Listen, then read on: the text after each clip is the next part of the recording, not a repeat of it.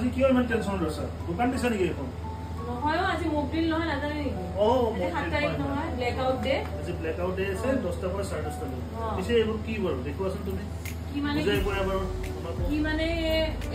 candle লৈছো candle কিয় লৈছা ইমাৰ্জেন্সি টাইমৰ কাৰণে টৰ্চো লাগিব তাৰ পিছত আকৌ ড্ৰাই ফ্ৰুটছ লৈছো খাবৰ কাৰণে কিবা কোনো প্ৰবলেম হৈ যায় তেতিয়াহ'লে ইয়াৰে কাম চলাব লাগিব তাৰ পিছত মেইন টু বস্তু লৈছো ফাৰ্ষ্ট এড কিট তেতিয়াহ'লে ইয়াত অইনমেণ্ট আছে আৰু তাৰ পিছত বেণ্ডেজ লৈছো ডেটলো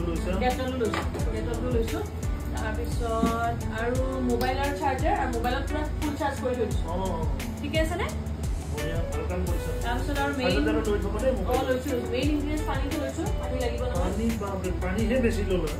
ইমান পানী কি কৰিব কিয় নালাগিব নেকি উন্নয় দেখোন একে ঢুকে খাই শেষ কৰিব ডাঙৰ চাইলো মানে মই দেখাই আছো এনেকুৱা ডাঙৰ পানী বটল আৰু কিবা জুচৰ বটল চটল যে থাকে কোল্ড ড্ৰিংকছ সেনেকুৱাত ভৰাই থোৱা তিনিটা চাৰিটা খুব ভয় খাব দৰকাৰ নাই হয় মানে কিয় খাইছো জানে পাঞ্জাবৰ লাষ্ট যে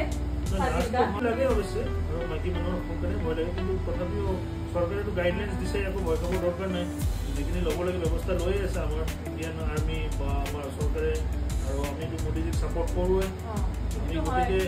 ছাপোৰ্ট কৰিবও লাগিব আমি ভাৰতীয় হিচাপে আৰু কৰিমেই আমি চবেই একো হেৰি নাই যদি কিবা হেৰি হয় চাইলেণ্ট বাজে ঘৰৰ ভিতৰত সোমালে হ'ল লাইট চাইট অফ কৰি দিলে হ'ল জানো পাকিস্তানৰ পৰা কোনোবা এয়াৰ কিবা আহিলেও এয়াৰ এটেক কৰিবলৈ একো লোকেশ্যনটো কাৰো একো গম নাপায় সিহঁতে ইয়াত মানুহ থাকে বুলি বা কিবা হাৰি ভাবিব নহ'লে আৰ্মি কেম্পছত বুলি ইহঁতে বম দিব পাৰে গতিকে আৰু কিবা শব্দ শুনিলেও বম ব্লাষ্ট হোৱাৰ তেতিয়াহ'লে এনেকৈ তলত সোমালে হ'ল বিচনাৰ তলত বা টেবুলৰ তলত এনেকৈ মুঠা এবাৰ সোমাই দিয়াচোন এনেকৈ দেখাই দিয়া এনেকৈ সোমাই থাকিলে চুপি থাকিলে জানো মাথাত একো হেভি বস্তু ওপৰৰ পৰা নপৰে এইফালে মানে আমাক কভাৰ কৰে এনেকৈ বিচনাৰ তলত হওক বা টেবুলৰ তলত হওক এনেকৈ সোমাই দিলে হ'ল একো ভয় খাব দৰকাৰ নাই এতিয়া সেইকাৰণে ডাউটটো ক্লিয়াৰ তোমাৰ ক্লিয়াৰ হ'ল নে ভয় খাই আছে নে এতিয়া তুমি খাইছা নে বাবু নাই খোৱা ন ঠিক আছে আমি একেলগে আছে ভয় খাব নালাগে বাবু এতিয়াহে ভয়টো কমিছে একো ভয় কৰিব দৰকাৰ নাই মোদীজী আমাৰ আছে আমি মোদীজীৰ লগত আছো যে গাইজ আমি এই ভিডিঅ'টোৰ জৰিয়তে আমি মানুহখিনিক মানে যুদ্ধৰ সময়ত ল'ব লগা সাৱধানতাৰ বিষয়ে আমি অলপ অৱগত কৰিলোঁ যুদ্ধটো হ'লে ইমান মানে পেৰি কৰিবলগীয়া একো নাই সাধাৰণ মানুহৰ ওপৰত একো এটাক নহয় একো নহয় আমাৰ যদিহে আমাৰ ভিডিঅ'টো ভাল লাগিছে তেতিয়াহ'লে লাইক কৰিব